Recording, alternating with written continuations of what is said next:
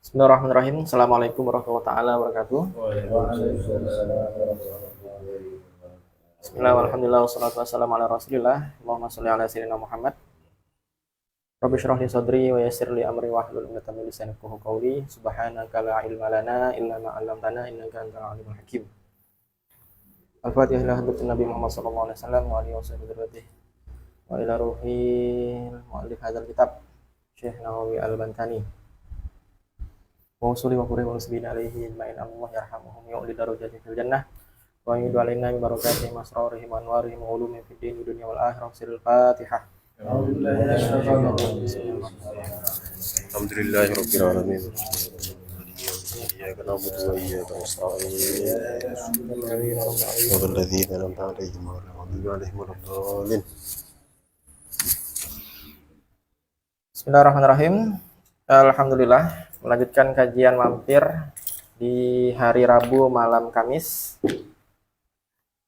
Masih dengan tema yang sama. Mari malam berpikir.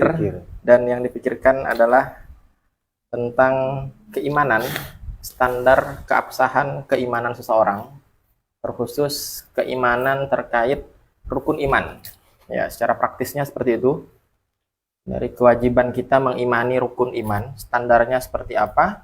Insya Allah akan dikaji pada pertemuan episode yang kali ini. Dan alhamdulillah kita sudah berada di bait yang kelima, di waba'du. Jadi setelah berbagai etika dalam mengarang kitab, sekalipun ini bocoran dari Nabi Muhammad SAW.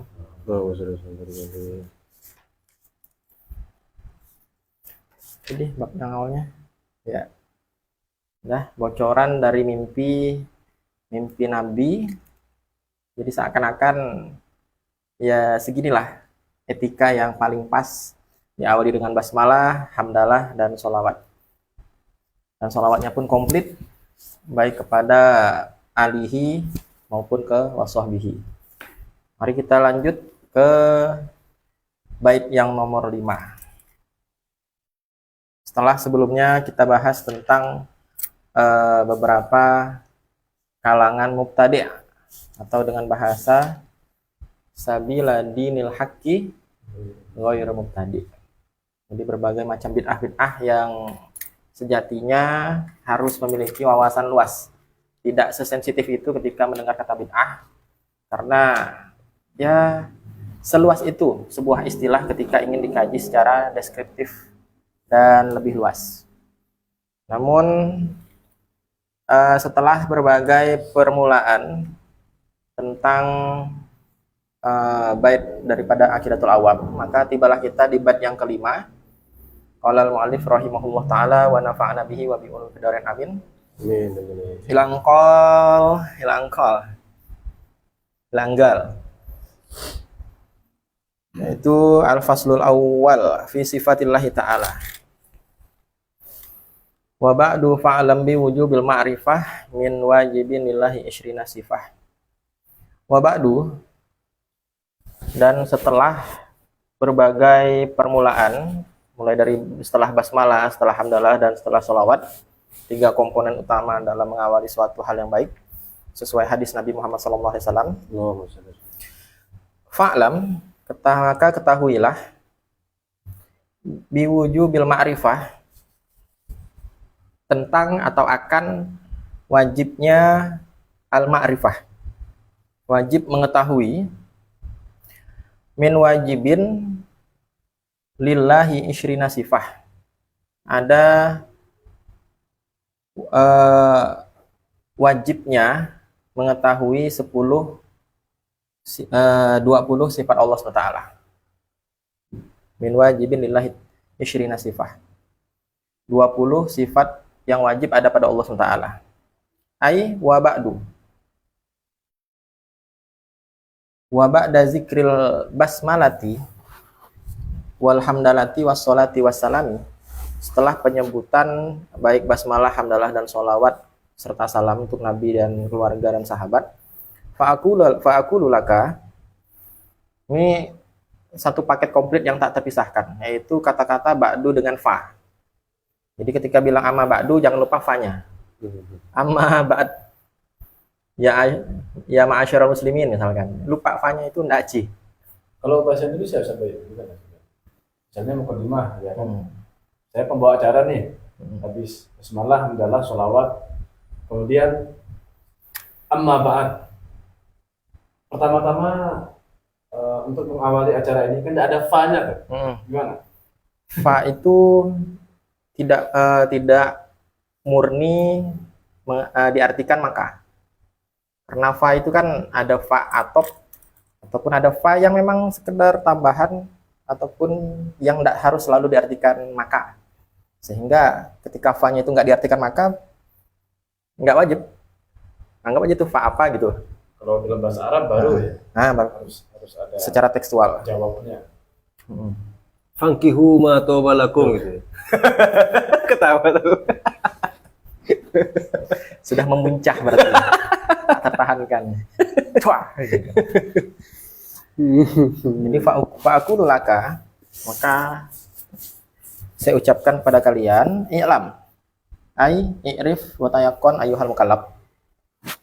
Ketahuilah, i'lam di sini diartikan i'rif, arafa ya'rifu, i'rif wa tayaqqan, dan yakinilah wahai mukallaf. Isyrina sifatan wajibatan lillahi ta'ala ala tafsil. Ada 20 sifat wajib pada Allah SWT secara detail.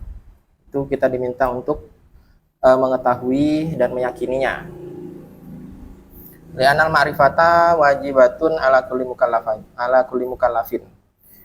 Karena ma'rifat, mengetahui Allah, mengenal Allah, itu hukumnya wajib atas setiap mukallaf. Wahzar minat taklid. Hati-hatilah dengan yang namanya taklid. Berarti bertaklid kepada orang yang mengatakan berimanlah kepada Allah SWT. Jadi kita bilang, oh kau beriman kepada Allah, aku beriman juga lah. Fayakuna imanuka mukhtalafan fih.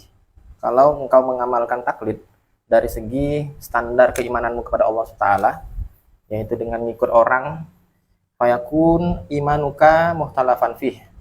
Imanmu sah sih, cuman masih mukhtalaf. Masih hukum bisa gitu ya. Curang. Ada.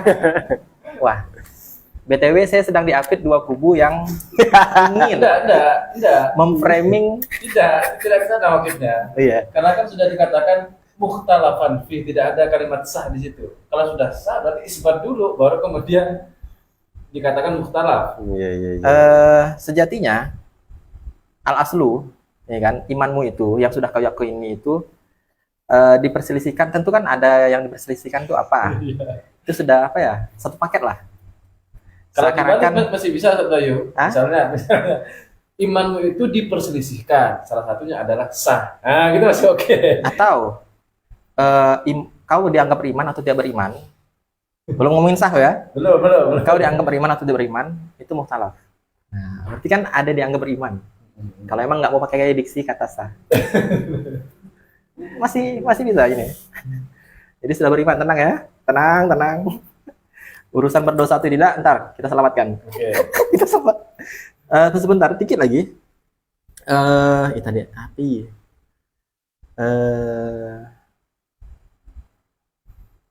Wahzar bin taklid. Nah, di sini sedikit spoiler bahwasanya taklid yang kita maksud ini adalah dengan membayangkan ada seseorang mengikuti orang lain, yang mana orang lain ini katakanlah dia beriman kepada Allah SWT, kemudian diikuti oleh pengikutnya. Berarti itu namanya kan muqallid, tanpa tahu dalil, tanpa tahuan. Dan ketika si yang diikuti ini mendadak murtad atau mempunyai keyakinan yang lain, nah ternyata si muqallid yang tadi itu nggak berubah keyakinannya. Jadi dia ngikut, cuman nggak ngikut yang Sampai ke sana gitu tuh ya. oi buta, babi buta. Jadi ngikutnya itu sekedar, oh bagus, cocok. Babi melek lah ya. Oh iya. Babi tak buta. Ya, kalau dibilang fanatik sih nggak ngikut, tapi nggak babi buta. Babi lihat.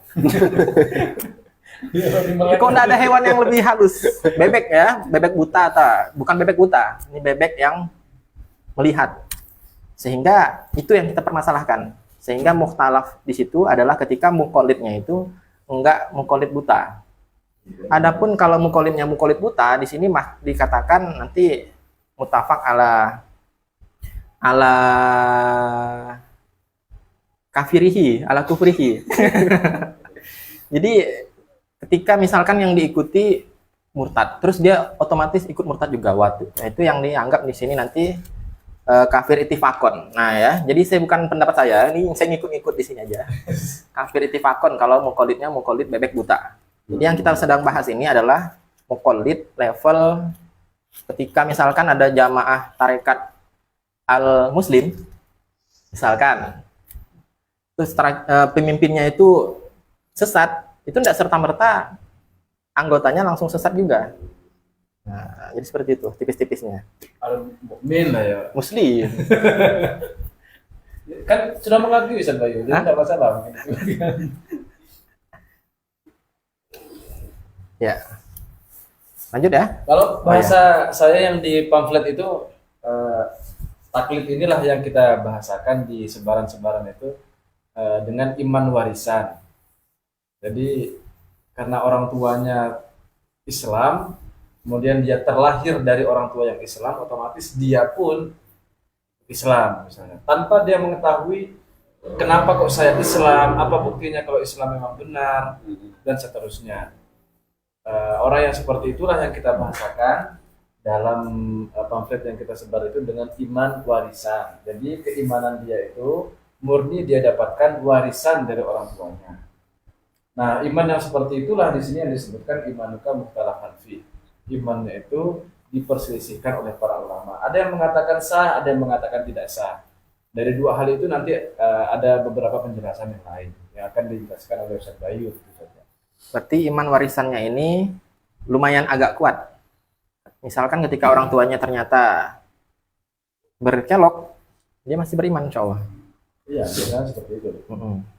Tapi tetap rentan. Imannya orang yang tidak disertai dengan dalil itu sangat amat rentan terhadap kekeliruan. Boleh jadi misalnya kan kita hidup itu ndak harus ndak selalu berada di zona aman itu kan. Terkadang musibah itu datang silih berganti. Nah, ketika ada musibah dan seterusnya, khawatir dalam kondisi yang seperti itu, yang bersangkutan, yang dalam hal ini misalnya dia taklid, tidak tahu dalilnya, argumentasinya, justru malah mempertanyakan atau lebih parahnya itu menolak, menyangkal kebenaran akan Tuhannya.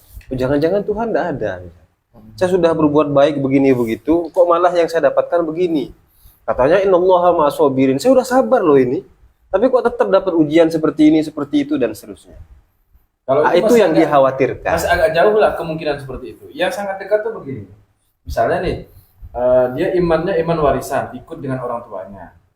Oke, imannya sah, katakanlah begitu. Cuman tanpa dia sadari nanti di beberapa momen itu ucapan-ucapannya atau keyakinannya itu bergeser dari akidah yang benar karena tidak ada dalil gitu. Iya. Misalnya dia meyakini bahwa Allah Maha Sempurna. Kemarin kan cepat kita diskusikan sebentar tuh. Allah itu Maha Sempurna. Oke, kalimat itu betul. Cuma ketika ditanyakan kesempurnaan Tuhan itu apa maknanya? Biasanya soalnya seperti ini. Ketika misalnya ditanyakan Allah itu Maha Kuasa enggak? Maha Kuasa lah. Kan Allah itu Maha Sempurna. Kekuasaannya kan sempurna. Oke, bisa enggak Allah itu dengan kekuasaannya membunuh dirinya sendiri? Ya bisa lah, kan Allah Maha Sempurna. Jadi gitu nanti. Itu kan jadinya keliru. Atau pertanyaan yang biasanya didiskusikan juga, bisakah Tuhan itu mengecil lalu naik di atas nyamuk? Yang begitu-begitu itu. Sebagaimana pendapat Wahabi itu. Ya biasanya kan dari kalangan mereka mengatakan, ya tentu saja bisa. Allah kan Maha Sempurna, Maha bisa segalanya. Lalu seperti itu. Nah ini karena sejak awal tidak didasari dengan dalil keimanannya itu. Sehingga rawan. Oke, keimanannya sah, katakanlah begitu ya, keimanannya sah. Tapi rawan, sehingga ada baiknya ketika dalam forum khusus seperti ini kita beri peringatan kepada orang-orang seperti itu dengan mengatakan ya ekstrim misalnya tidak sah langsung begitu supaya takut, atau di sisi lain oke tetap sah tapi berdosa, nanti yang akan diulas di dalam kitab ini. Ya, berarti kalau mau dikerucutkan simple, iman yang kita maksud di sini itu mengarah ke rukun iman. Kan seperti itu ya? Ya. Jadi iman kepada rukun iman itulah yang mengharuskan sebisa mungkin kalau bisa disertai dengan dalil. Jadi nggak cuma taklid doang. Jadi rukun kepada rukun iman. Iman kepada rukun iman. Karena kalau ngomongin tentang iman sangat luas nanti kemana-mana. Apa nih yang diimankan? Apakah tadi bisa menyerempet ke kesabaran dan lain-lain? Maka itu kita simpan dulu untuk di tema nanti pas udah ke citatu akwalnya. Oh, iya, betul, Kita fokus dulu ke wabakdunya. Wabakdu fa'lam, kemudian faqauluhu i'lam bi makna i'rif. Jadi di antara makna daripada alima ya'lamu ilman itu ternyata nggak cuma satu. Di sini ada tawaran yang pertama adalah bi makna i'rif, mengetahui. I'rif berarti ketahuilah. Loh, memang ada makna lain, ada nanti bermakna tayakkona. Qauluhi ta'ala yang bermakna irif itu kalau dalam ayat la ta'lamunahum. Kalian tidak tahu mereka. Maf'ulnya satu dan maf'ulnya nempel berupa domir baris. La ta'lamunahum. Maf'ulnya nempel tanpa perlu bantuan harful jar. Allah ya'lamuhum. Allah fa'il, ya'lamu fi'il, dan humnya jadi maf'ul bih dan muta'addi ke maf'ul wahid tanpa bantuan harful jar. Karena memang sejatinya seperti itu ya. Alima ya'lamu ilman, arafa ya'rifu ma'rifatan, kita kenal dengan fi'il muta'addi tanpa perlu bantuan harful jar kayak marortu bi zaidin. Dia maf'ul muta'addi bi maf'ul tapi perlu harful jar. Mansub mahalan jadinya. Ayla ta'rifunahum Allah ya'rifuhum. Kalian tak tahu mereka, Allah mengetahui mereka. Falidzalik atba'ahun nazim qaulahu biwujubil ma'rifah. Wa hina izin fa ta'adda ila maf'ulin wahid. Karena bermakna i'rif, maka dilanjutkan dengan biwujubil ma'rifati. Wa hina izin, ketika itu, maka kita akan mencari maf'ulnya. Mana maf'ulnya? Wa ba'du fa'lam. Fa'lam itu kan fa'lam anta fa'il. Mana maf'ulnya fa'lam? Kalau emang fa'lamnya itu dia katakan bermuta'addi ke maf'ul wahid. Maka di sini disimpul-simpulkan maf'ul daripada i'lam adalah biwujubi secara mahalan. Itu di posisi mansub mahalan. Tapi secara lafzon biwujubi itu ya jar majrur. Nah, muta'alliq dengan i'lam. Tapi kenapa kok perlu pakai bi? Padahal kita tahu alima ya'lamu ya udah sih i'lam wujubal ma'rifah. Ya lagi-lagi ini darurat syair aja gitu kan ya. Nah, enak ya, kalau nggak ada baknya. Coba kita pakai wa ba'du fa'lam wujubal ma'rifati. Nggak bisa ma'rifah gitu. Bisa, tapi dipaksakan juga. Ba'du fa'lam wujubal ma'rifah. Oh, itu kayak lagu-lagu kasidah yang ketika belum pro. Ya kan bikin kasidah belum pro biasanya ada itu. Ya, tanpa menyinggung siapa-siapa. Jangan dipotong videonya. Jadi anggap saja gitu kan. Bi-nya itu ba penghias lah ya. Sekalipun ntar itu bisa diartikan banyak mbaknya. Kemudian yang pasti yang kita sepakati di sini alima ya'lamu ilman atau i'lamnya ini bermakna arafa ya'rifu ma'rifatan, bukan yang tayakona. Sehingga maf'ulnya kuyuk satu, bukan tayakona alimtu zaidan qaiman. Nah, bukan yang itu. Kemudian qolal fayumi fil misbah. Wah, dalam kamus ya. Al misbah wa idza kana alima bi makna al yaqin ta'adda ila isnin. Nah, jikalau alima yang diinginkan itu bermakna tayakona atau aikona, maka dia akan memuta'adi ke dua maf'ul. Dua maf'ul ini berarti akhwat zonna. Zonantu, Zaidan Qa'iman. Tayakkontu atau aikontu Zaidan Qa'iman. Jadi masuknya ke jumlah subjek predikat mubtada khobar. Tapi wa iza kana bimana arofa, kalau dengan makna arofa mengetahui, ya cukup satu, tak ada ila maf'ulin wahid. Aku mengetahui sate. Aku mengetahui bakwan. Jadi bukan yang aku mengetahui engkau mencintaiku. Itu engkau mencintaiku adalah jumlah fi'liyah. Jadi lebih dari satu maf'ulnya. Kemudian wa inna ma'abaron nazim bi i'lam. Nazim itu mengungkapkan dengan i'lam, itu tambihan. Sejatinya ingin menghebohkan kepada sami pendengar ala anna ma yulqa ilahi minal qaul, itu yalzam hifzuhu. Ingin memberikan sebuah tambih, teguran, perhatian, NB, bahwasanya apa yang pernah sampai kepada beliau tentang pendapat ini adalah sesuatu yang yalzam hifzuhu, sangat-sangat layak untuk dicamkan. Li'annahu aslu kulli khair, ilmu tentang materi wujubul ma'rifah itu sesuatu yang aslu kulli khair, sumber dari segala kebaikan. Wa isyaratun ila anna kasbal ilmi, tanbihan wa isyaratan. Tanbihan wa isyaratan ila anna kasbal ilmi afdolul aksab.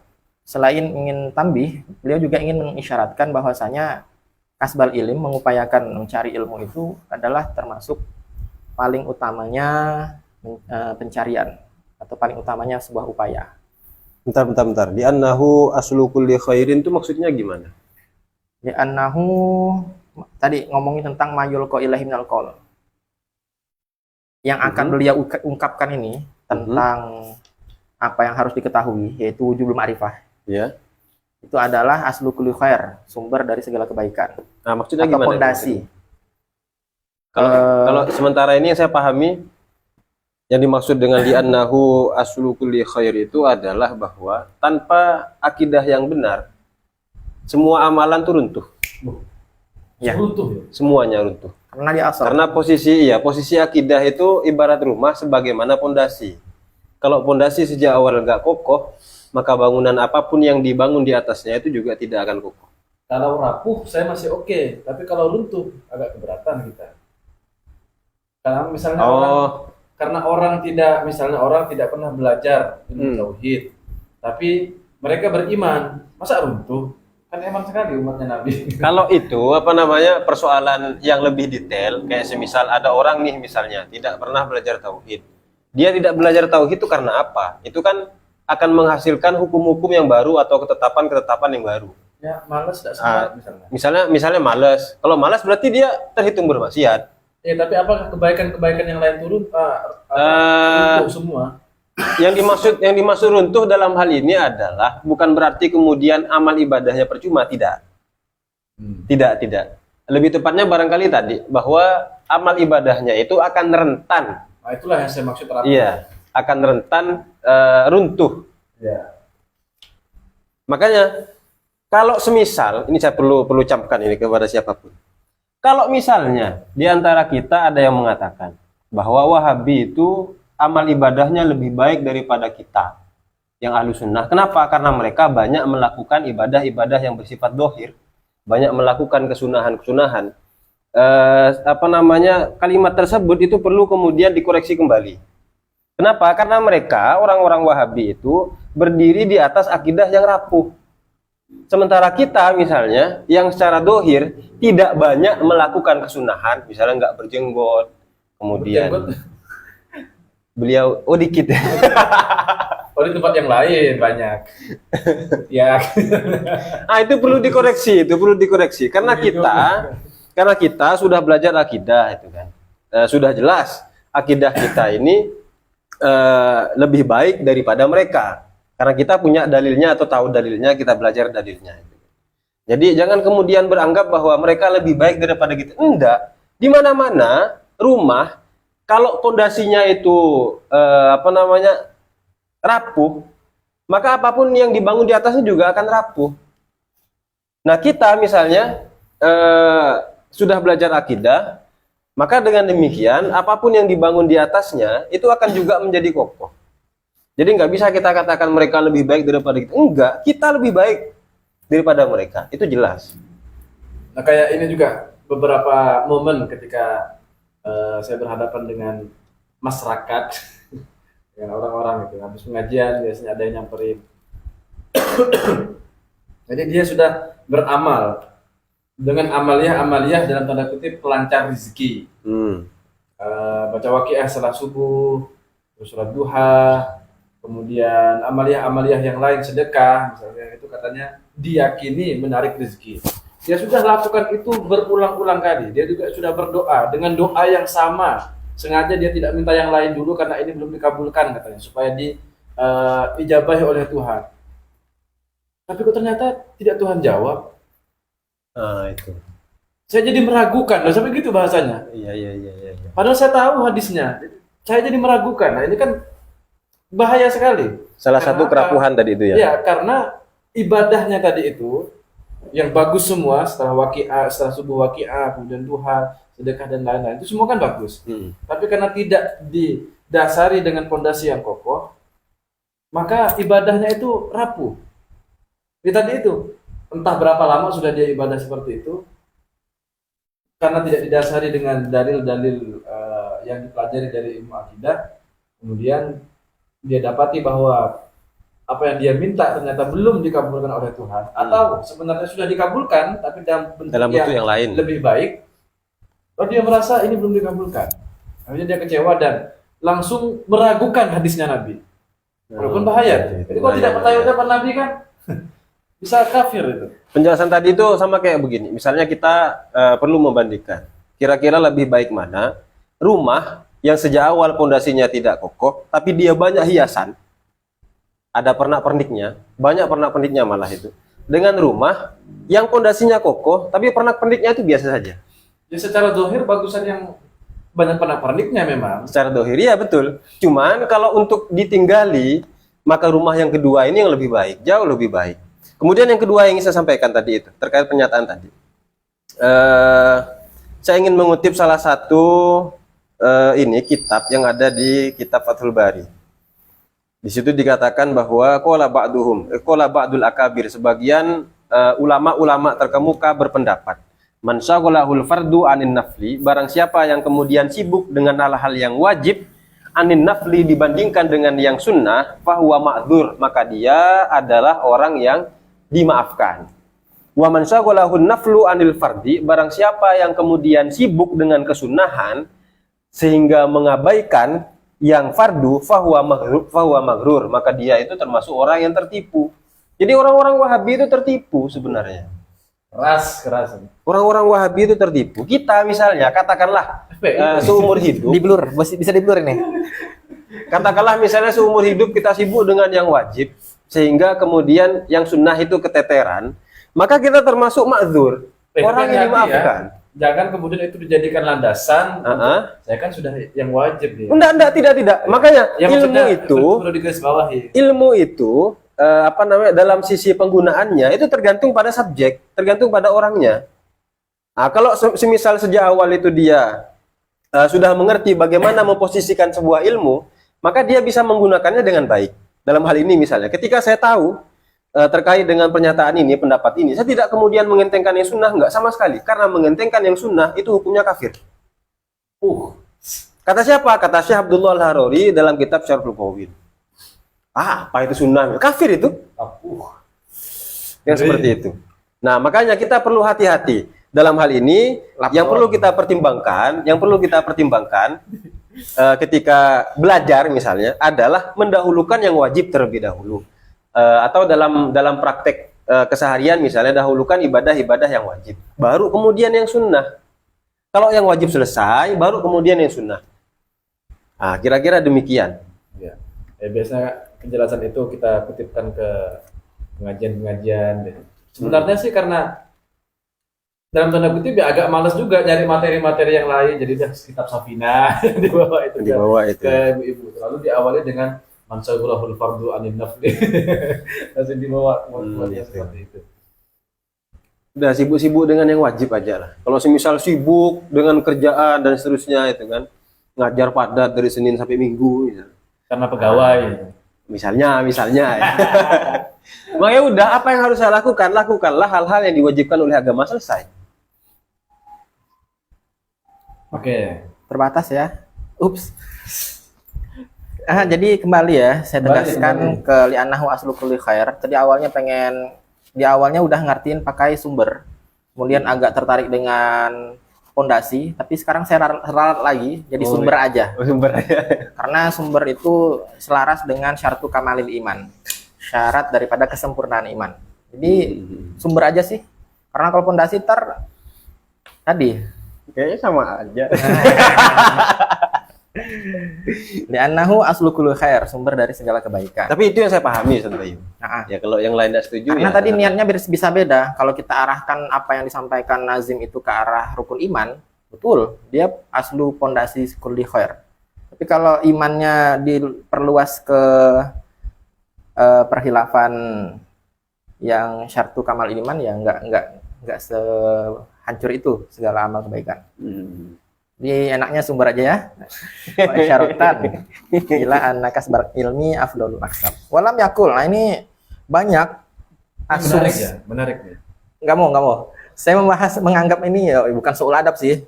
Ya, kalau emang Syekh Nawawi Al-Bantani bisa diajak ngopi dan canda kan.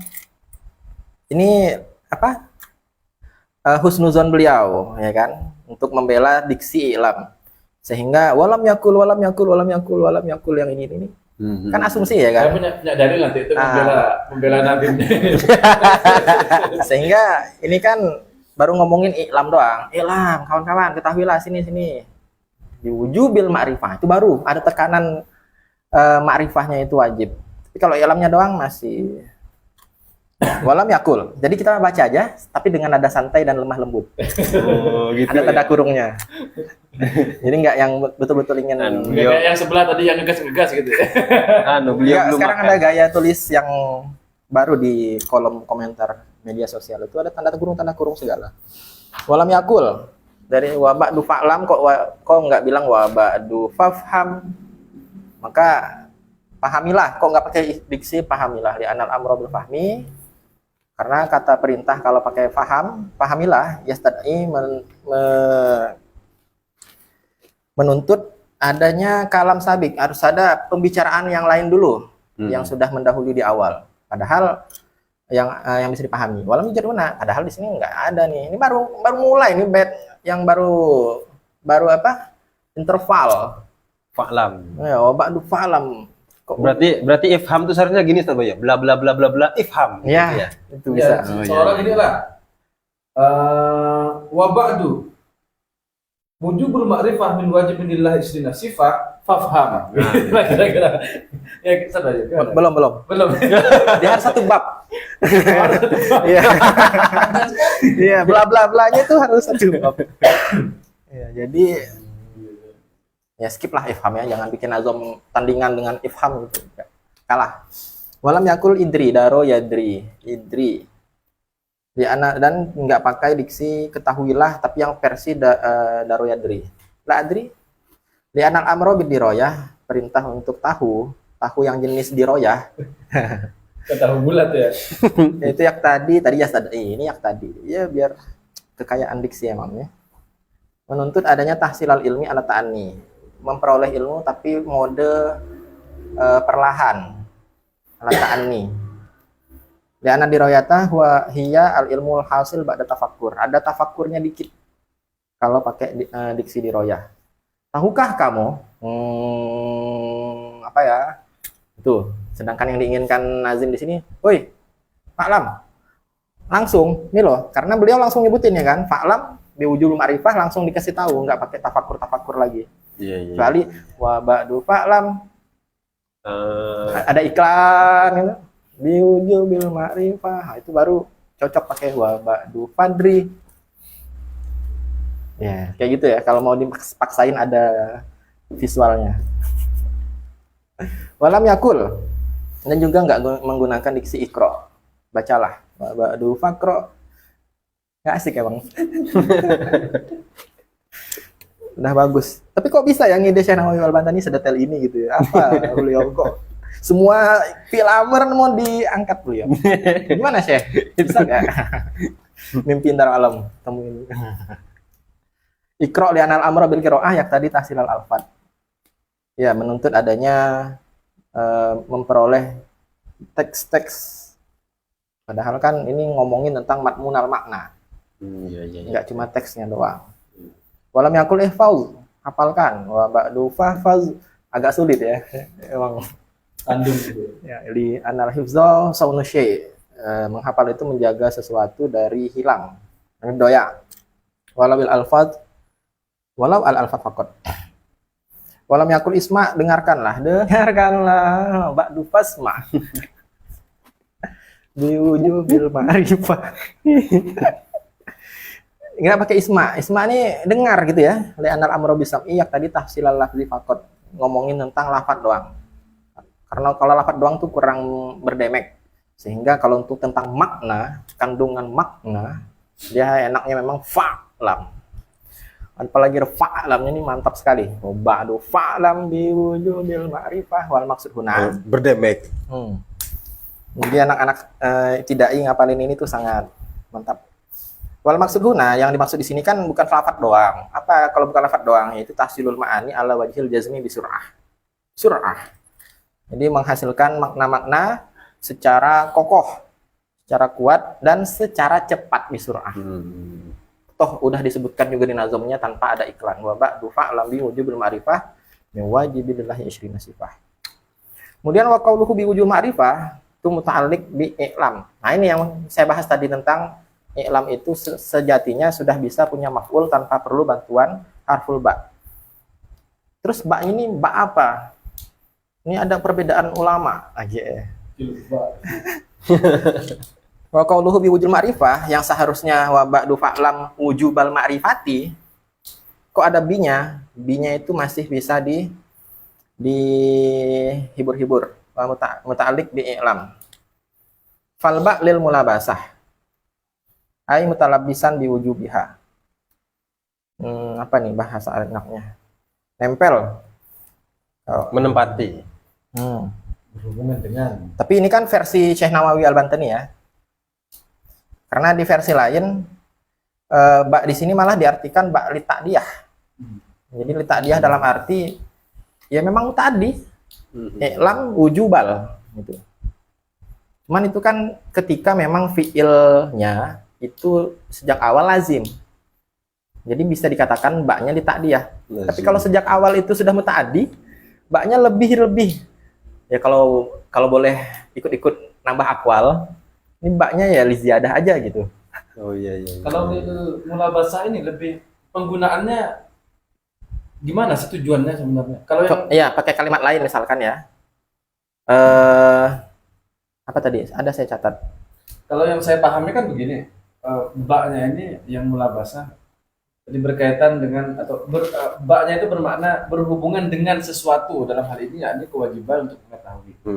Jadi wa ba'du fa'lam, setelah bismillah, basmalah, hamdalah dan sholawat, ketahuilah bi wujub, ba-nya di situ itu tidak hanya ilmu tauhid sendiri yang 20 sifat wajib itu, tidak hanya itu saja, Tetapi yang juga berhubungan iya. dengan 20 sifat wajib. Jadi apapun yang akan bermuara pada 20 sifat wajib itu ketahui oleh kamu gitu, kira-kira. Yang saya pahami sih seperti itu dalam penggunaannya. Barangkali dari Ustaz Bayu ada catatan. Mana tadi ya hilang. Ya kan tentang bi ya, bisaubin nazif apa tadi? Ilbas bisaubin nazif. Jadi sesuatu yang memang masih berkaitan dengan i'lamnya. Mutalabisan diwujubiha. Ya apa ya enaknya? Kalau di ChatGPT tadi ya, hadis wala haraj tentang mutalabis atau mulabasah ini bisa dicontohkan dengan dari segi pengertian, ketahuilah akan atau ketahuilah tentang. Ya. ketahuilah Oh, maksudnya. wajibnya makrifat. Itu kalau tanpa bi. I'lam wujubal makrifah, ketahuilah wajibnya makrifat. Tapi kalau ada bi-nya, ketahuilah akan. Ada retorika eng gitu. I'lam bi, ketahuilah tentang atau akan wajibnya makrifah. Ya, berarti kan tidak melulu yang 20 sifat wajib aja kan. Jadi apapun yang berkaitan tentang gitu ya, bisa maknanya bisa ngarah ke sana enggak? Kira-kira. Kan ketahuilah tentang kewajiban mengetahui 20 sifat wajibnya Allah. Misalnya begitu. Baru satu aja nih yang disebutkan. Ntar masih banyak lagi kan yang harus diketahui. Ini baru satu doang. I'lam. Karena sejatinya seperti itu. Ketika disebutkan sebuah wawasan, itu bukan serta-merta wawasannya itu yang hanya satu-satunya itu yang wajib diketahui. Loh, zikru syai' la yakhus. Menyebutkan sesuatu itu tidak serta-merta mengkhususkan itu doang. Jadi muntalabisan biwujubiha. PR lah ya buat arti enaknya lil mulabasah. Kebetulan kita nggak bawa pakar harf karena ada 15 makna daripada harful ba ini. Ada musohaba. Saya juga agak Kebetulan saya sudah beli bukunya, belum baca tapi. huruf jar agak unik soalnya ya. Karena memang ja'al 56 ya kan, dia baru punya arti kalau udah berkonteks dengan siakul kalam tertentu. Dan kebetulan ini pun udah ada siakul kalamnya, udah ada konteksnya. Cuman kita masih bingung nih. Ini masuk ke takdiyah, musohabah, mulai basah atau zaidah.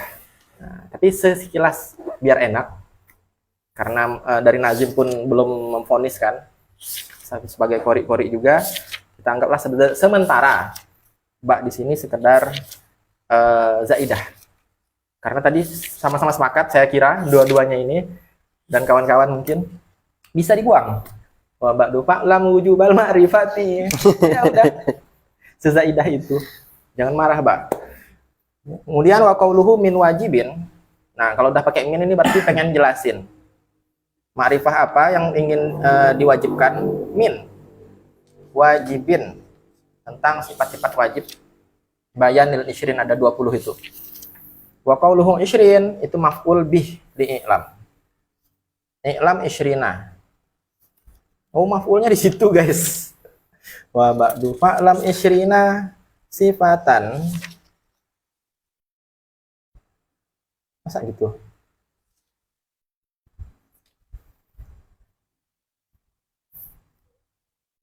Ya, maf'ul bih ya.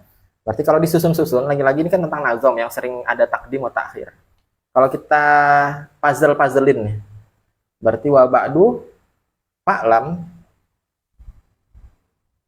Enak gak sih?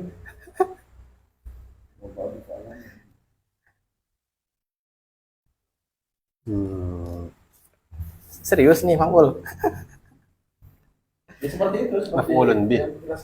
I'lam. Iya. Iya, kok banyak kritik ya. Nah, betul kok ini.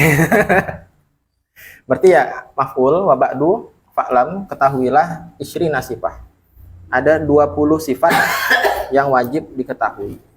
Kemudian sifatan, nah kalau sifatan kenapa dia mansub? Ya tamis, seperti biasa kalau udah angka belasan ke atas, kecuali tarmi'ah, itu dia bakal menjadi tamis, mansubnya. Tamis mufassirun 5 waqa'a alaihi isyrun. Wahwa mansub bi isyrin, isyrina sifah. Isyrin sebagai angkanya, adatnya, sedangkan sifatan sebagai ma'dudnya yang dihitung. Kama qalahu Syirbini, yakni annahu yajibu ala kulli mukallafin. Nah, ini dia. Bahasa syarah daripada nazomnya secara lebih esai atau lebih apa bahasanya? Lebih deskriptif. Lebih deskriptif. Annahu yajibu ala kulli mukallafin, wajib atas setiap mukallaf. Apa yang diwajibkan? Ayya'rifa.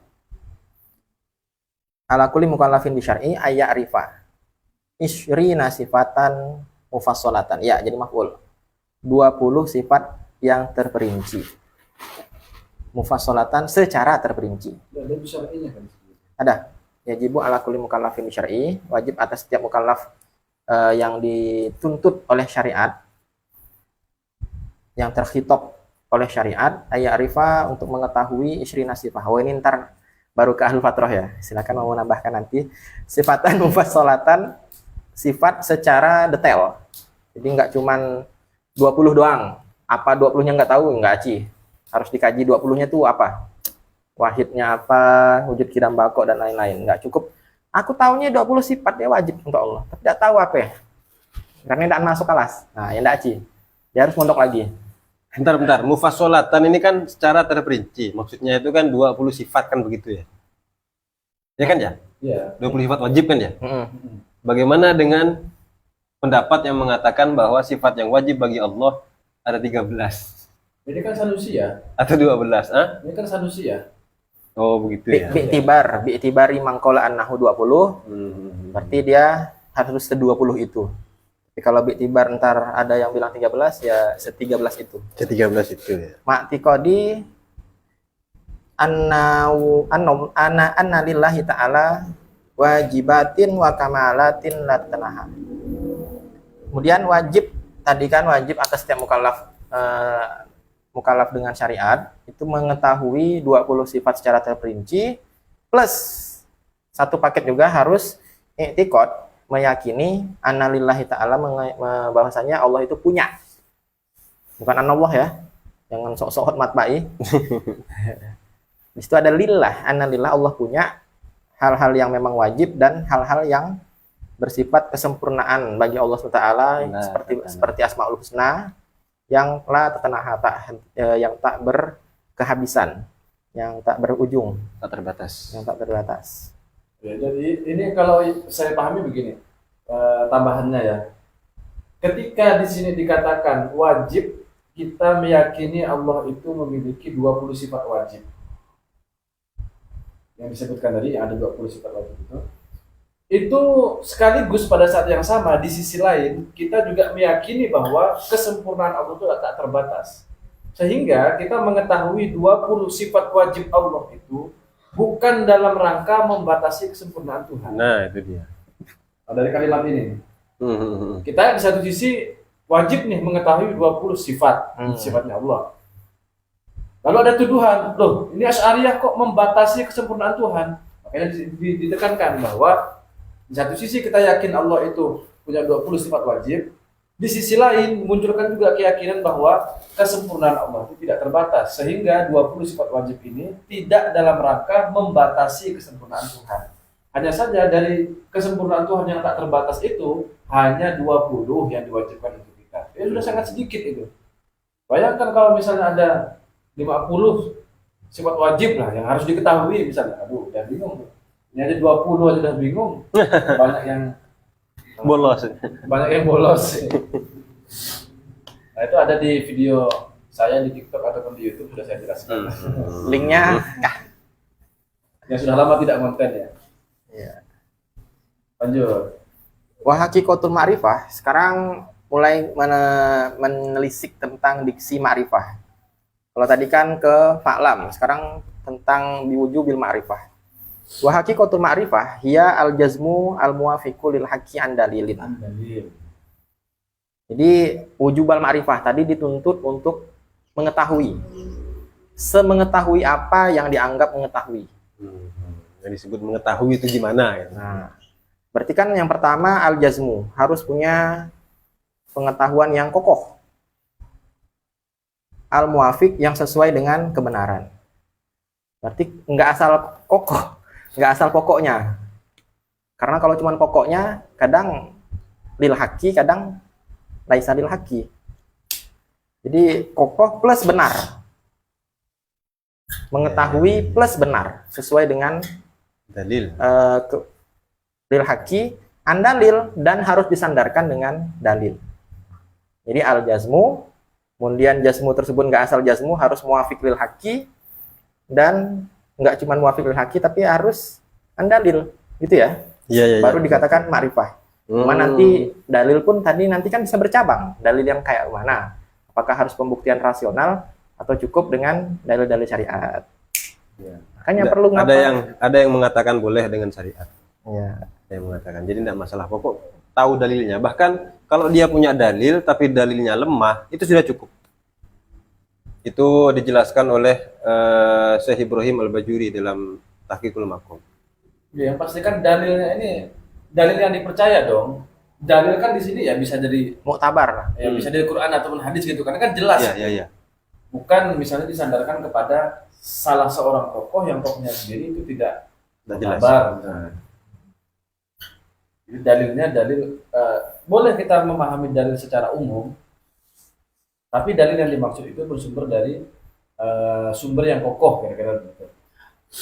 Itu tentang ma'rifat. Sekarang tentang taklid. Yang tadi dicela bahwasanya mukhtalaf tentang keimanan seorang yang hanya mengandalkan taklid. Taklid yang diinginkan itu taklid yang mana? Apakah bebek buta atau bebek yang bermata? Ganti hewan. Wa amat taklid, adapun taklid itu fahuwa i'tiqad. Oh, i'tiqad juga. Cuman i'tiqadu madmuni qaulil ghairi. Uduk ileh, uduk lagi, uduk ileh. Jadi taklid adalah meyakini kandungan perkataan orang lain maupun perbuatannya maupun penetapannya.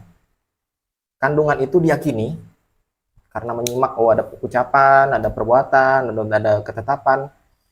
Diiktikad diyakini kandungannya serta merta min ghairi ma'rifati dalilin, tanpa tahu dalil. Enggak nanya dalil, enggak tahu dalil.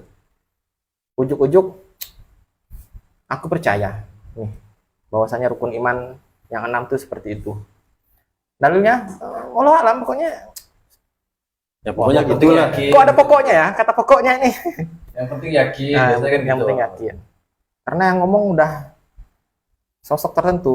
Karena nanti di mana ada muqallid, di situ ada muqallad dong. Muqalladnya ini berarti capable lah dianggapnya di matanya. Wa kharaja bizalika berarti nggak dianggap taklid. At-talamizatu, murid-murid yang identik pasti ada gurunya. Ba'da ayyursyidahum al-asyakh. Yang mana murid-murid ini identik ya sudah dikasih irsyad, arahan oleh guru-gurunya lil adillah dengan dalil-dalil. Maka fahum arifun ala muqallidun. Berarti ini khoroja, nggak dianggap taklid kalau si murid sudah dikasih tahu dalil oleh gurunya, tapi misalkan si murid lupa dalilnya, berarti dianggap tetap arif ya. Lupa dah dalil. Aku tahu ada dalilnya, cuma lupa aku apa kata guruku. Maksudnya gimana? Iya kan? Tadi kan kalau untuk dianggap muqallid itu kalau nggak tahu dalil. Ya. Dia tahu dalil tapi lupa. Dia udah merasa pokok aku udah pernah mondok, sudah dijelaskan nanti dalilnya, mana aku lupa. Berarti dia tidak dianggap muqallid. Ya dalil umumnya kan ada tapi pasti itu. Tetap masih ada dalil umum. Tidak mungkin hilang sama sekali. Pokok ada kalimat-kalimat yang dia ingat. Yang saya pahami kalau dari kalimat ini, sekalipun misalnya kan guru dengan murid ini awalnya kan taklid dia. Kemudian si guru ini mengajarkan, memberikan irsyad. Awalnya si murid ini hafal dengan dalilnya. Terus lama-kelamaan murid ini paham dengan apa yang dijelaskan oleh gurunya. Sekalipun kesimpulan guru dengan murid ini sama, seolah-olah kan mengikuti gurunya, taklid, seolah-olah tetap taklid. Padahal tidak, karena sejak awal muridnya ini dia sudah paham dengan penjelasan gurunya, bukan taklid lagi, sekalipun pada kesimpulan yang sama. Awalnya muqallid, tapi karena udah muqallid. diirsyad dengan dalil, dia udah terlepas. Ya, kadang soalnya begini, pengalaman saya ngajarkan tauhid ini, karena kita mengulang-ulang contoh yang sama dengan tujuan itu bisa mudah dipahami oleh mereka. Terus ketika ditanyakan kepada mereka, gimana, paham enggak? Paham, katanya. Ternyata mereka bukan paham tapi hafal. Misalnya, contohnya nih, dari perkara yang wajib akli adalah setiap akibat itu pasti membutuhkan sebab, misalnya seperti itu. Paham, dan seterusnya. Tapi ternyata dalam beberapa kasus ketika kita mengkaji buku-buku filsafat nih, buku-buku filsafat waktu itu, pengalaman saya. Lalu kemudian kita tanyakan, mereka tidak bisa jawab. Loh, gimana sih, katanya waktu itu paham. Ternyata mereka tidak paham dengan dalilnya, tapi mereka hafal dengan dalilnya. Sehingga apa yang diucapkan oleh gurunya mentok sampai di situ aja yang dia ketahui. Yang seolah-olah pemahaman mereka itu, yang kita lihat, seolah-olah mereka itu sudah tidak taklid, padahal sebenarnya itu adalah taklid baru yang seolah-olah rasional. Nah, gitu. Itu perlu diwaspadai juga ketika kita mengajarkan kepada murid atau ke santri gitu ya. Sehingga perlu akwal yang menyelamatkan mereka. Iya. Jadi kita kasih contoh-contoh yang itu saja boleh, tapi untuk menguji apakah mereka betul-betul paham, kasih contoh yang lain. Kalau mereka bisa jawab, ya berarti betul paham. Perlu ada latihan. Perlu ada latihan. Itu juga salah satu anjuran dari Imam As-Sanusi dalam Umul Barohin itu, bahwa memang harus harus latihan terkait terutama hukum akal. Nah, biar ketika mempelajari tauhid atau ilmu akidah, maka dia tidak bingung dengan persoalan-persoalan yang disampaikan oleh para ulama. Memang harus latihan memang. Sirok Dan itu- aja ada latihannya. Dan itu Sirok tidak camp, tauhid camp. tidak cukup 1-2 bulan, bahkan bisa bertahun-tahun itu Ya. untuk latihan hukum akal. Oh, campingnya bertahun. Harus gini di kamar mandi. Ya, berarti selain sirok camp harus ada tauhid camp. Tauhid camp. Tapi kalau cuma 3 hari, cuma dapat kesurupannya aja. Ya hanya dapat modalnya aja lah. Modal. Dia udah pegang kuncinya. Menggunakan kuncinya belum tentu tahu. Ya. Campingnya ya siap malam Kamis. Camping gitu tuh. Kemudian barulah kita masuk ke perbedaan pendapat tentang keabsahan standar imanisasi imannya seseorang. Makanya tadi biar gampang mengimajinasikannya, bayangkan saja yang sedang kita bahas ini adalah rukun iman. Nah, itu untuk mengimaninya, dianggap kita sudah beriman kepada rukun iman, kita cukup dengan taklid atau tidak. Maka di sini waktu lifa diperselisihkan waktu lifa fi man qallada fi ilmil aqaid. Nah, kalau di sini udah pakai diksi lain, yaitu pakai ilmil aqaid. Kalau yang sebelum-sebelumnya kan pakai iman. Kalau ini langsung pakai ilmil aqaid. Lebih luas lagi nih kalau pakai bahasa ilmil aqaid. Sehingga lumayan rancu ketika dibaca sekilas. Makanya saya ngontot dari awal, sederhanakan pakai rukun iman aja boleh nggak, ya kan? Rukun iman. Karena sitati akwal. Ada 6 pendapat. Pendapat yang pertama, al-iktifa bitaklidi ma'alisyani ingkana fihi ahliyatun nazori. Pertama, dianggap cukup.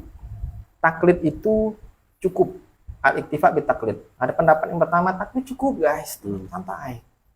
Jangan separuh, maaf. Ma'al isyan, tapi berdosa. Berdosa ini hukukul adami apa hukum? Iya. Ya dosa lah, udah Dosa pokoknya, tidak perlu diperinci. Masih mau cari pembelaan. Ada tulisannya. Ingkana. Eh, Ingkana fihi ahliyatun nazar, kalau dia mempunyai potensi untuk berpikir kritis. ada kemampuan lah ya. Kemampuan untuk berpikir. Bernalar, Tidak idiot lah ya. berpikir kritis, bukan yang udah pensiun berpikir lah. Gimana pensiun berpikir? Jadi kayak sana yang payah-payah. Dia udah umur senja lah. Apa bahasa? Ya. Bahasa halusnya apa lagi? Yang udah betul-betul atau belum umur senja, cuman mau dibilang idiot dia memang udah kayak capek dengan kehidupan sehingga nggak bisa lagi ngerenyut-ngerenyutkan dahi, udah nggak bisa. Ya hitungannya sudah tidak normal lah gitu, tidak normal cara berpikirnya. Kalau masih berpikir bisa. Bukan males ya? Ya bukan Bukan malas. males, enggak. Ya tadi itu, ya ukurannya ahliyatun nazar ini orang normal lah. Normal kan orang bisa berpikir. Baca berpikir mau. Bukan malas. Kalau malas ya tidak termasuk ini. Tapi ini pendapat pertama ya, ada 6 loh. Kok ini? Wa illa, kalau emang dia tidak memiliki ahliyatun nazar, kemampuan untuk berpikir kritis, fala isyan, dia nggak dosa. Cuman ini ya sedikit lah orang yang seperti itu. Sehingga rata-rata orang-orang itu berdosa menurut pendapat pertama. Sehingga untuk keluar dari dosa tersebut perlu ikut tauhid camp, perlu melakukan riyadatul tauhid, riyadatul ukul. Gampangnya. Nah, perlu dengan menghadir kajian mampir untuk mengolah rasa, raga, dan tawa. Enggak apa-apa mau mampir secara online, cuman bisa mampir Minimal berikan jejak. ya jejak-jejaknya kayak ST ini ST Mochi boleh. Atau minimal jejak Donatur boleh ya. Sebutkan nama tadi. Kasih ya, musik sedih. Hadza huwa allazi tamadahu ulama. Ah, ini yang dijadikan sandaran utama oleh para ulama sampai-sampai dibikin syair. Atau bahasa Arabnya syair. Kola kalau ada. Kola Awad. Ya, nama orang Arab banget nih, Awad, Awad. Orang Yaman banyak namanya Awad. Termasuk dosen saya. Awad, Awad. Syekh berarti. Maksudnya Ya, nama. dan biar mudah menyebutkannya. Qala Syekh Awad Al-Gamrawi, Gamrawi, in rumta ilmal asli kun mujtahida wa la tuqallid fal khilafu qad bada wal qaulatul sahihatu syahira isyanuhu in kana za basirah. Ya, in rumta, in qasatta atau in talabta, bila kau bermaksud atau ingin mencari tentang ilmu asal, ilmu tauhid, kun mujtahidah, maka kau harus bersungguh-sungguh. Nggak semudah itu. Nggak sekedar hafal ma dalilu kaza, daliluhu kaza. 100 ujian, nggak bisa. Jadi mustahil berarti. Nggak, ini kun mujtahid bersungguh-sungguh. Oh, iya. Wala tuqallid, jangan cuma sekedar bertaklid. Fal khilafu qad bada, qad zuharo, telah muncul hilaf kalau sekedar bertaklid ria. Ria. Wal qaulatu sahihatul masyhurah, ada sebuah pendapat, Iya ada di situ. Oh, ya. Ada sebuah pendapat as-sahihah yang benar, asyahirah yang terkenal. Satu pendapat, qaulah, yaitu isyanuhu in kana zabasirah. Kalau ada seseorang zubasirotin yang memiliki bisa bernalar, itu berdosalah dia, dianggap dia itu bermaksiat. Wow. Sebermaksiat itu. Tapi itu menurut qaulatul sahihatul masyhurah. Sohih, masyhur lagi ya. Ya, ini versi bait syair, bukan hadis Nabi kan ya. Harus netral. Berimbang, bukan netral. Nanti kita ketemu di akhirat. Oh, ada geng minoritas. VIP geng lah. Kalau memang minoritas tapi bersama para ulama ya. Masih sajok lah. Yang rumta ay tolapta fababuhu qala. Wa qauluhu zabasirah itu ya tadi ahliyatun nazar. Ay sahibu ilmin. Nah, ini kalau enggak mau atau asing dengan istilah ahliyatun nazar, ada tawaran diksi lain yaitu zubasirah atau bahasa lain sahiba ilmin. Wa yajma' ala basair bihilafil basar alladzi huwa ru'yah. Ini bukan sekedar melihat, ya kan? Karena banyak juga ulama yang tidak bisa melihat, tapi bisa jadi wali kutub ataupun bisa mengidrok beberapa pengetahuan. Yang penting berilmu ya. Wa yajma' ala basair, wa yajma' ala absar. Wa yujma' ala basair itu basirah itu kalau dijamakkan itu basair, ya kan? Karena fa'ilah fa'ail. Beda dengan basor. Kalau basor itu absor. Sehingga di sini pokoknya sahiba ilmin, zabasiroh ahliyatun nazar, berilmu, bisa mengilmu gitu ya, bisa ngilmu, bisa mengetahui, bisa bernalar. Paling betul lah ya, bisa bernalar. Bernalar gitu. Kemudian asani, tadi yang pertama al-iktifa, cukup tapi dosa. Yang kedua tidak cukup. Fayaku ada mul iktifa'i bihi fayaku nul muqallidu kafiron. Jadi kalau tidak cukup berarti kalau dia taklid auto kafir. Wa alaihi as-Sanusi, ini pendapatnya Imam Sanusi. Kok beliau sendirian? Enggak. Oh ya. Wa Ibnul Arabi. Ada ya, kawannya banyak. Cuma nggak ditulis di sini. Biar tampak minoritas gitu ya. Enggak, meskipun sendiri kuat itu maksudnya. Oh. Di kelas VIP kan Iya. tidak banyak orang. Betul. Sembarangan. Awal Sani dan dia lumayan nomor 2 gitu. Tapi sama-sama surga Bayu nanti. Amin. Bayu.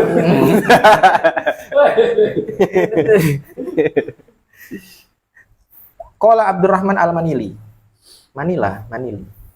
Al-Munili. Al-Munili. Pernah ngecek Al-Munili. Di sini ada harokatnya ma. Oh, Malili. Mandiri. Oh. Saya langsung Ajam ini, ajam guys. saya terbayang Filipina ya kan, Manila. Oh gitu. Tapi kok ada Abdurrahman di Manila? Berarti se-Islamis itu di sana. Ya Allah alam ini orang Filipina atau orang mana? Koknya ada sosok pembela Imam Sanusi. Bukan ya? Qala Abdurrahman Al-Manili atau Al-Munili wa hadzal qaul mabniun ala man ittaqlid. Nah, pendapat ini mabni berdasarkan ala pendapat yang man ittaqlid, yang melarang taklid. Jadi taklid itu terlarang. Wa anal ma'rifata syartun fi sihhatil iman. Seraya menggolongkan makrifat itu sebagai syarat sah keabsahan iman, bukan syarat fi kamalil iman. Wal haq khilafuhu. Nah, ini wal haq. Hak itu berarti udah ditahqiq, udah diperiksa, pendapat yang sudah diperiksa, sudah dikaji, itu khilafuhu. Berbeda dengan pendapat yang kedua ini. Karena betul yang pertama. Belum. Ya belum ya. Belum. Oh itimat, kok itimat ulama tadi kan. Lanjut. Yang ketiga. Asalis al-iktifa. Oke, taklid cukup. Ma'al isyan mutlakon. Kalau tadi dibedakan antara ahliyatun nazar atau tidak. Dibedakan mana yang bisa mikir, mana yang tidak. Kalau yang ini, mau bisa mikir, mau tidak bisa mikir, semuanya berdosa kalau cuma berlandaskan taklid saja. Maka mikir nak mikir harus bisa. Harus bisa ini. Kamu harus bisa mencari dalil. Ini siapa yang berpendapat begini? Belum. Kita kan tidak menutup mata dari konteks ulama itu berfatwa. Iya. Kan. Kayak tadi Imam Sanusi waktu itu kan bertempurnya dengan filosof gitu kan, orang-orang yang ahli mikir, maka harus tegas. Ya, berarti Tapi sebentar terkait Imam Sanusi tadi itu ya. Yang saya ingat, kenapa kok beliau berpendapat seperti itu? Karena beliau tuh punya alibi begini. Sebodoh-bodohnya orang, dia itu pasti punya dalil. Sebagaimana yang pernah terjadi di masa Nabi terdahulu. Misalnya orang-orang Badui. Orang Badui ini kan terkenal sebagai orang yang sangat polos itu. Orang Badui saja itu punya dalil. Kayak sebagaimana kisah yang sudah tersebar kemana-mana itu kan. Ketika ada dua orang berdebat terkait dengan keberadaan Tuhan, apa buktinya itu kan. Orang Badui lewat. Ketika lewat ditanya, kalian ngapain? Ini kita berdebat tentang bukti keberadaan Tuhan. Kalian kok aneh? Keberadaan Tuhan aja masih dicari buktinya. Kan udah jelas. Kalau ada jejak kaki, pasti ada orangnya. Kalau ada kotoran unta, pasti ada untanya. Kalau ada alam, masa gak ada penciptanya? Begitu. Di jalan Muhammad. Nah, itu. Ya, berarti standar untuk mengkategorikan orang itu taklid atau tidak bisa jadi berbeda nih antara Imam Sanusi dan kebanyakan ulama. Bagi kebanyakan ulama mungkin wah itu masih taklid. Imam Sanusi bisa jadi. Itu udah punya dalil tuh. Kayaknya ini sehingga seakan-akan masih segeng ini. Iya, umumnya orang itu kayaknya tahu lah itu. Cuman apa ya? Tidak bisa. Ini juga kata Imam Sanusi itu bahwa seseorang yang tahu dalil itu tidak diharuskan untuk bisa mengungkapkannya atau menjelaskannya. Berarti nggak ketahuan. Makanya ketika kita melihat misalnya orang-orang awam, mereka itu dugaan keras saya itu. Mereka itu punya dalil. Cuman boleh jadi tidak tahu mengungkapkannya, tidak tahu membahasakannya, atau apa namanya ya? Ya tadi itu punya dalil, cuman dalilnya itu tidak sekokoh yang dijelaskan oleh para ulama, misalnya kayak hudusul alam dan seterusnya begitu. Tidak demikian. Husnuzon. Berarti kita husnuzon. Jadi apa ya? Sudah berdalil. Dengan penjelasan ini saya ingin tekankan bahwa jangan kemudian menganggap atau memandang Imam Sanusi ini tega, tidak. Beliau berbicara seperti itu atau berpendapat demikian itu juga dengan landasan, dengan anggapan bahwa orang Badui dulu itu loh punya dalil, meskipun dalilnya begitu. Tidak harus diungkapkan, bisa diungkapkan atau dibahasakan. Jadi keren dong. Pendapat kedua jadi iya, begitu. Wah, Anda sangat berjasa. Harus ada hasyiah ini. Di sini ada. Oh, iya. Wah, angkat topi Imam Sanusi. Kemudian Qol al-Manili atau Munili, wahwa mardud. Nah, ini yang ketiga nih adalah ya. Dia nggak masuk geng. Mardud, semua qala aidon tertolak. Kemudian yang ketiga tuh mardud, oh ya betul. Wah mahalul hilaf, innama ini dia. Mahalul hilaf yang sedang diperbincangkan ini sebenarnya tentang yang taklid ini, itu taklid yang mana? Oh, mahal niza. Bebek mahal buta niza. atau bebek menyala? Wah Bakar aja lah menyala kan. Jadi yang sedang dibahas ini hilapnya tentang taklid level apa? Taklid level bebek buta yang betul-betul ngikut ketika yang diikuti masuk jurang juga, atau ketika masuk jurang penggiring bebeknya, dadah, aku enggak. Maka di sini inama huwa fil muqallid allazi indahu tuma'ninatu nafsin, yang punya ketenangan hati. Dia awalnya ngikut, udah tenang. Loh, ketika beberapa saat kok yang giringnya masuk jurang, ya dia masih tenang. Aku tetap dengan pendirianku. Ya, berarti dia muqallid tapi enggak yang buta. Bebek nyala. Biangkana bihaitsu law raja'a muqalladuhu, biangkana misalkan ada kondisi di mana yang dia ikuti itu ternyata masuk jurang, lam yarji, dia enggak ikut masuk jurang. Enggak bacup, enggak berpaling dari keyakinan awalnya. Tapi wa illa, kalau yang dimaksud adalah muqallid yang level bebek buta, yang seraya ketika penggiringnya masuk jurang dia ikut masuk jurang juga, karena kafirun ittifaqon. Kalau taklidnya level bebek buta, ya sejak awal udah selemah itu, maka dia dianggap kafir menurut yang ini Syekh Nawawi bertanya. Ittifaqon. Kok ittifaqon ya? Iya, sembarangan. Seram. Jadi taklidnya pun, tapi kalau dipikir-pikir tadi kalau pakai bahasa pamflet ya kan, iman warisan masih aman, karena ketika orang tuanya murtad pun tidak yang serta-merta si anak ikut-ikutan murtad, kan gitu ya. Tidak se-itibak itu, karena yang dijadikan itibak ya tetap Al-Quran dan hadis. Ya, mahasiswa salaf. Arwabi, pendapat yang keempat, anaman qala dal Quran wa sunnah al-qat'iyah soha imanuhu. Sekarang mulai ke level taklid, tapi yang ditaklidi itu andalil berupa Quran dan sunnah yang qat'iyah saja, Yang pasti ya. yang tidak ahad, tidak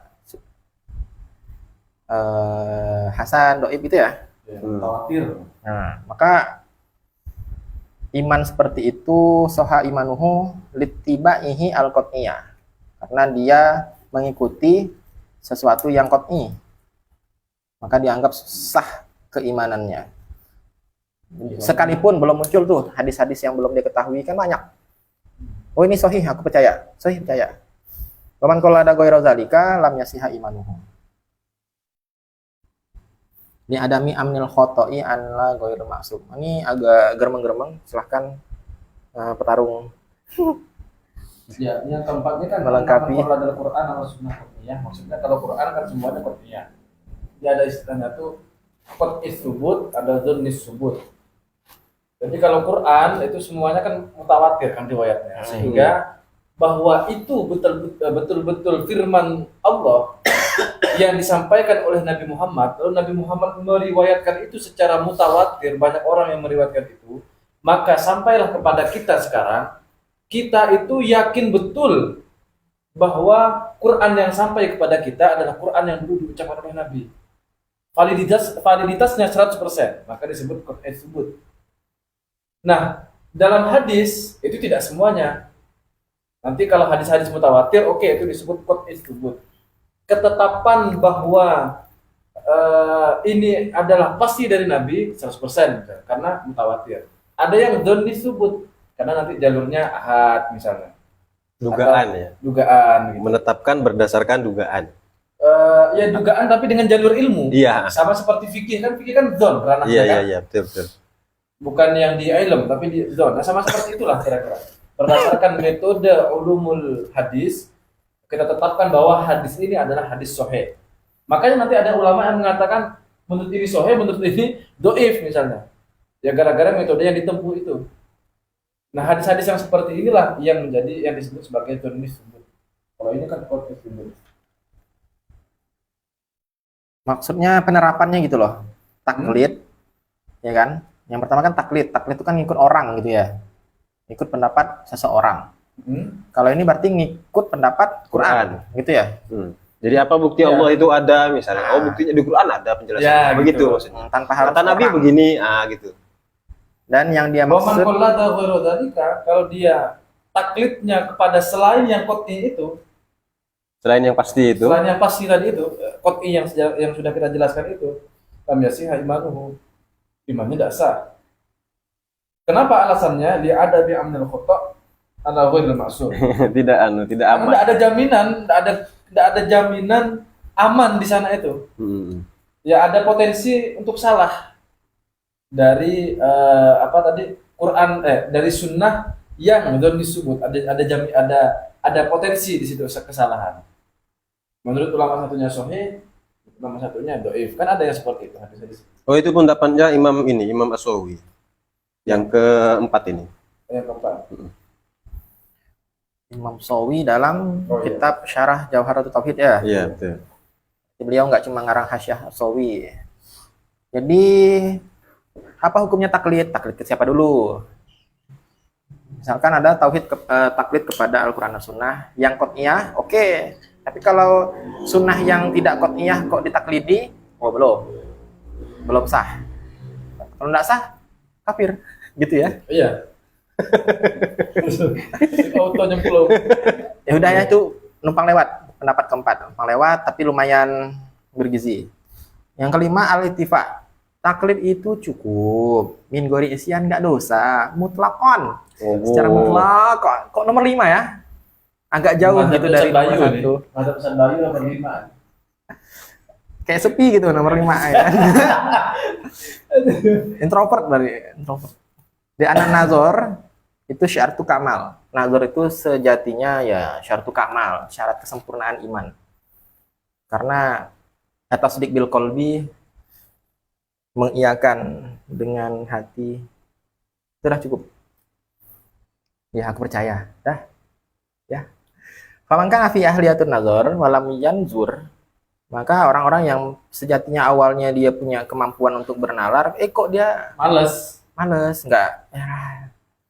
Fakot tarokal aula, dia sekedar meninggalkan yang lebih utama aja, ninggalin hal sunnah. Ya. Bukan yang apa sih sunnah, bukan. Meninggalkan hal sunnah dengan nada lemah lembut. Ya, kaza lah bahasa di fikih ya. Ya. Kaza zakarohul Bajuri, ini sebagaimana yang disebutkan oleh Imam Al-Bajuri 2 di Syarah Jawharatul Tauhid. Jawharatul Tauhid. Terus Wa qala al-Manili, wa ala hadza yakunu nazaru al-musilu ilal ma'rifati mustahabban. Jadi menurut pendapat ini ya nazar untuk bernalar sampai menyampaikan kepada ma'rifah, nyari dalil, pembuktian rasional dan lain-lain, itu hal yang baik. Tapi nggak sampai wajib. Tapi alangkah baiknya sebagaimana kita sedang sujud itu kan menurut pendapat Imam Nawawi harus 7 anggota. Tapi kalau sujudnya ngangkat kaki 1, tangan garuk-garuk dan lain-lain, itu masih sah menurut Imam Rafi'i. Cuman masa iya kita pengen sholat dengan sholat yang masih tidak sah menurut Imam Nawawi tapi sah menurut Imam Rafi'i? Alangkah baiknya ketika bisa memilih, kita memilih yang aman, sah menurut semua pendapat. Terus pendapat fungsinya apa? Kita tahu pendapat yang kelima ini untuk memaklumi perbuatan yang sudah lalu. Jadi sholat yang kemarin sambil garuk-garuk, kaki agak di atas kaki itu masih sah kok. Tapi ya udahlah. Untuk kedepannya ya harus di-upgrade dengan mengikuti pendapat yang nomor pertama, walaupun dengan perjuangan di ijtihad tadi. Jadi kalau sampai meninggal belum bisa ikut geng yang pertama, ya minimal ada geng yang kelima. Ya, jadi seperti itu. Baru ditutup dengan as-sadis. As-sadis, pendapat yang keenam adalah imanal muqallid sahih. Orang yang beriman dengan standar level hanya bertaklid saja itu sah. Bahkan haram untuk melakukan nazar. Sekilas ini agak lucu dan agak aneh. Cuman kalau kita baca setelahnya, kok iya sampai-sampai diharamkan seseorang itu untuk bernalar? Emang kenapa kok bernalar malah dilarang? Wa huwa mahmulun alal makhlud bil falsafah. Ini ketika konteksnya adalah kepada orang-orang tertentu yang memang sudah pemikiran wawasannya itu saking banyaknya, itu terlalu dominan ke falsafatannya, sehingga ketika berpikir malah dia bakal menolak-nolak gitu ya. Tapi nggak tahu ya kalau gurunya betul rasa-rasanya. Ya filsafat yang ini lah, yang bukan ahlul haq. Nah, falsafat yang jenis yang terlalu mendewakan barat misalkan. Kayak tadi itu yang mana bukunya? Kasih tahu. Kasih tahu bukunya. Nah, jadi ketika emang dengan bimbingan yang tepat, insya Allah bisa sih sebenarnya. Tapi kalau otodidak agak-agak seram untuk melakukan nazar. Jadi cukuplah. Ya modal filsafat, ya filsafat barat, kemudian membaca tauhid, oh bahaya. Jadi berpikirnya itu bahaya jadi. Itu Bang Reza. Ya, wallahu a'lam bishawab. Mudah-mudahan bermanfaat. Bila ada pertanyaan, silahkan berikan jejak di komentar. Kalau dijawab, alhamdulillah. Kalau di skip, berarti Anda harus up. Mungkin itu mudah-mudahan bermanfaat dan bisa kita lanjutkan ke pertemuan yang berikutnya. Amin, amin, amin. Dan mudah-mudahan kita semua tergolong sebagai ahli tauhid pendapat yang pertama. Amin, amin, amin. Allah al-Bisawab, kita akhiri dengan membaca doa kafaratul majelis. Bismillahirrahmanirrahim. Allahumma wa bihamdika asyhadu an la ilaha illa anta astaghfiruka wa atubu ilaik. 2300 pas. Alhamdulillah.